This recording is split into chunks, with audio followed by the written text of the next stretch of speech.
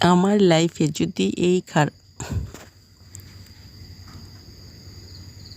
খারাপ দিন না আসতো তাহলে আমি জানতেই পারতাম না যে আশেপাশে সব মুখোশধারী লোকগুলো ঘুরে বেড়ায়।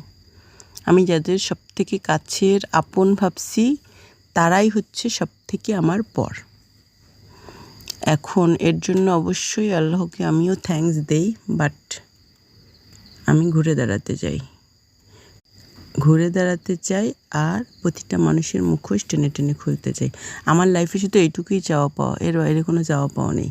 রিয়েলি আমার এইটাই হচ্ছে এখন মেইন চাওয়া পাওয়া। বাইরে চাওয়া পাওয়া আছে, নাই বললে ভুল হবে, বাট মেইন চাওয়া পাওয়া হলো এখন এটা। এত দিন মানুষের এই মুখোশধারী মানুষগুলোর সাথে আমি থাকলাম কি করে? আমি বেসিক্যালি এত দিন যত স্যাক্রিফাইস কম্প্রোমাইজ লাইফে সব এই মুখোশধারী মানুষগুলোর জন্য।